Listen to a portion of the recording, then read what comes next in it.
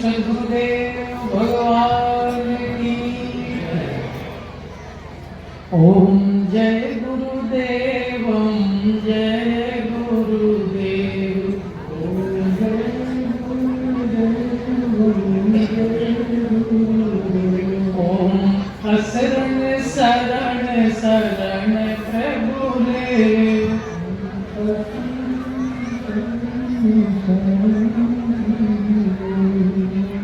बड़ भागी अंगद हनुमाना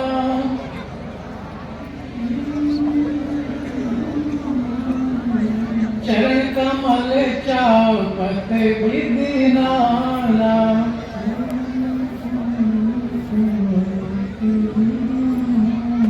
हम सब सेवक अति बड़े भागी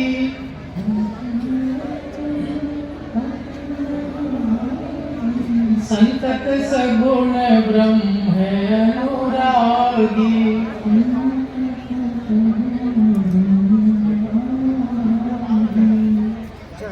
अब प्रभु कृपा करहु यही भांति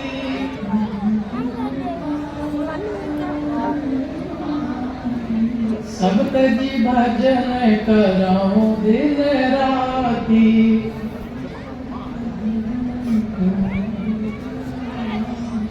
ओम जय गुरुदेव जय गुरुदेव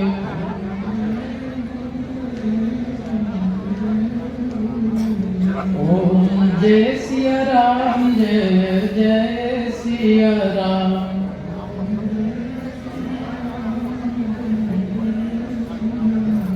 बोले श्री सद्गुरुदेव भगवान की जय। आप सभी यहाँ पधारे हैं परम पूज्य गुरुदेव भगवान के सानिध्य में। तो सत्संग की श्रृंखला में हम बताने का प्रयास करेंगे कि नाम जप की क्या महिमा है। ईश्वर पद की 4 भूमिकाएं हैं, नाम, रूप, लीला और धाम। पहला है नाम का जप, फिर स्वरूप का ध्यान, और इतना करते जब बना तो तीसरा है लीला, यानी प्रभु से मिलने वाले आदेश। उन आदेशों का पालन करते हुए साधक एक दिन भगवत स्वरूप को प्राप्त कर लेता है। तो भगवत पथ में आगे बढ़ने के लिए सबसे जो पहली सीढ़ी है वो है नाम का जप। नाम जप की बहुत सारी महिमा है। शास्त्रों का अध्ययन करेंगे तो देखेंगे हमारे जितने महापुरुष हुए सबने एक नाम का जप किया।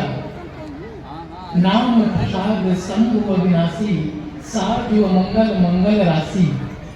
नाम के प्रसाद से शिव जी अविनाशी हैं और उनका वेश अमंगल है, दिगंबर रहते हैं, विभूति लपेटे रहते हैं, लेकिन अमंगल वेश होने पर भी सबका मंगल करते हैं, सबका कल्याण करते हैं। जार सुनाम बल शंकर काशी, देत सबहि संगति अविनाशी। और उसी नाम के बल से भगवान शिव काशी में सभी को समान मुक्ति प्रदान करते हैं, सभी को धाम प्रदान करते हैं। नारद जानियो नाम प्रतापो जग हरि प्रिय।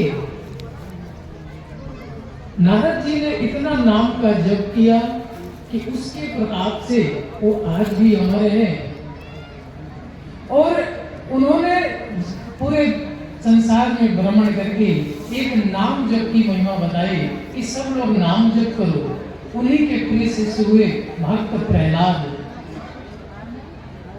उनको मना था कि आप भगवान का नाम मत जप करो, लेकिन उन्होंने प्रहलाद ने भी नाम का जप किया और एक दिन भक्त शिरोमणि हो गए।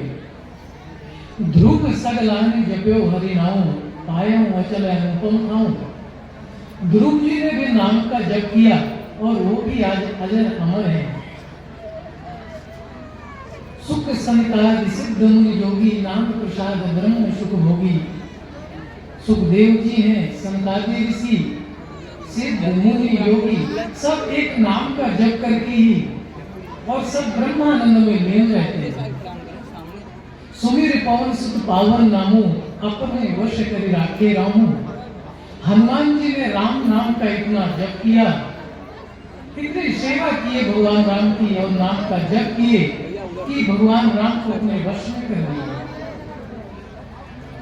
भगवान राम ने कहा, हनुमान जी मैं आपसे उग्र नहीं हो सकता। और समय ऐसा आया कि उन्होंने सीना चीर के भी दिखा दिया। भगवान श्री राम धनुष बाण लिए उनके हृदय में विराजमान थे।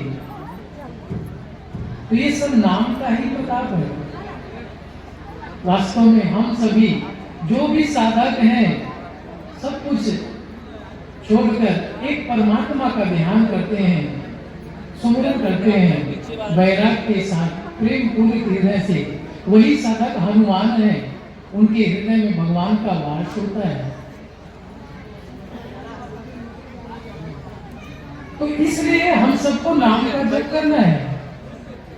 उल्टा नाम जपा जग जाना, वाल्मीकि भय ब्रह्म समाना। उल्टा नाम का जप करके वाल्मीकि ब्रह्म के समानांतर स्थिति प्राप्त कर लिए। तो नाम जप की बहुत बड़ी महिमा है। जबकि वाल्मीकि जी कोलवीर थे, डाकू थे, रत्नाकर नाम था, लेकिन उन्होंने जब सब ऋषियों से भेंट हुआ और उनसे जब साधना विधि समझ लिए, साधना विधि समझकर नाम का जप किए, भजन में लगे और एक दिन वो ब्रह्म ऋषि हो गए। तो नाम जप की बहुत बड़ी महिमा है। और ये नाम जप जो है, इसको जपने के लिए 4 तरह से नाम जपा जाता है। बैठ जाइए आप लोग। चत्वारि वाक् परिमिता पदानि, ऋग्वेद में आया है कि नाम का जप 4 तरह से होता है। वैखरी, मध्यमा, पश्यंती और परा। वैखरी का जप कि हम नाम का जप करें, हम सुने और बगल में कोई बैठा है उसको भी सुनाई पड़े। इसमें जो भी हम संकीर्तन करते हैं, भजन गाते हैं, ये सब नाम जप के अंतर्गत आता है। वैखरी। दूसरा है मध्यमा, नाम का जप इस प्रकार उच्चारण करें कि हम सुने और बगल में कोई बैठा है उसको सुनाई ना पड़े। ये तक कंठ से होता है। तीसरे नंबर पर आता है पश्यंती। पश्य मतलब देखना, श्वास को देखना है, कब श्वास अंदर गई, कब बाहर निकली। तो मन को दृष्टा रूप में खड़ा कर दें, सांस को देखते रहे। बस जब देखने की क्षमता आ गई तो उस श्वास में नाम डाल दें। श्वास अंदर गई तो ओम, बाहर गई तो ओम। तो ये है पश्यंती वाणी। इसी को भगवान श्री कृष्ण प्राणायाम भी बताए गीता में। अपान जुह्यते प्राणम, प्राणे पानम तथा करे, प्राणापान गतिरुद्धा, प्राणायाम करना। यानी श्वास को श्वास में होम करना है। जब हम श्वास लेते हैं तो उसके साथ में संकल्प भी जाते हैं। तो उन संकल्पों को त्याग कर सिर्फ नाम का जप हो। जब श्वास बाहर निकली वो अपान वायु कहते हैं। यानी जब श्वास बाहर निकली तब भी कोई संकल्प नहीं, कोई चिंतन नहीं, सिर्फ नाम रहना चाहिए। तो एक समय आता है कि प्राण और अपान की गति रुक जाती है। ये नहीं कि हम श्वास को रोक दें। श्वास के अंदर जो संकल्प चलते हैं उन संकल्पों का रुक जाना, यही प्राणायाम है। तो ये है पश्यंती वाणी का जप। यानी मन को दृष्टा रूप में लगा दें, बस देखता रहे तो श्वास अंदर जाती है तो बाहर आती है। और यही भजन की एक ऐसी अवस्था है कि जिसको सभी महापुरुषों ने जप किया। महावीर स्वामी, महात्मा बुद्ध इसे विपश्यना कहते थे। विपश्यना मतलब श्वसन क्रिया को विशेष रूप से देखना। ये सब हमारे महापुरुष हैं। इन्होंने नाम का जप किया और भगवान को प्राप्त की। और चौथी श्रेणी जो है वो होती है परा। यानी साधना और सूक्ष्म हो जाने पर एक ऐसी अवस्था आती है कि सूरत को लगा भर दें। जब अपने आप चलता रहता है, जपे न जपावे अपन से आवे। उसमें जपना नहीं पड़ता, हर श्वास में नाम अपने आप चलता रहता है। इसी को अनहद कहा गया है, यानी भजन हद से ऊपर हो गया, सीमा से ऊपर हो गया। जागत में सुमरन करे, सोवत में लौलाए, सुरत दूर लगी रहे, तार टूटना लगे। ये अनहद की अवस्था है। तो इस तरह से ये नाम जब 4 तरह से जपा जाता है, वैखरी मध्यमा पश्चिमी और परा। तो भजन करने के लिए आसन कैसा हो, भोजन कैसा हो, वो भी आपको शास्त्र में मिलेगा।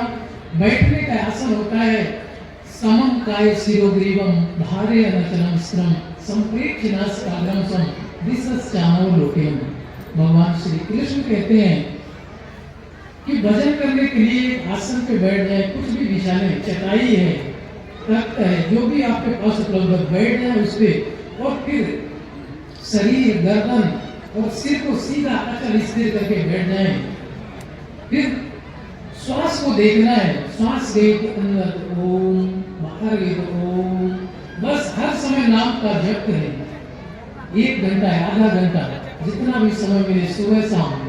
तो इस तरह से नाम का जप करेंगे तो एक दिन हमारे अंदर से अनुभव की जागृति होगी, भगवान उठाएंगे, बैठाएंगे और आगे ले चलेंगे।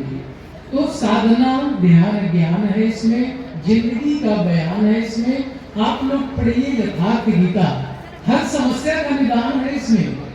1 घड़ी, आधी घड़ी, आधी में पुण्यात, तुलसी संगत साधुकी, कटे कोटि अपराध। बोलिए श्री सद्गुरुदेव भगवान की जय। आप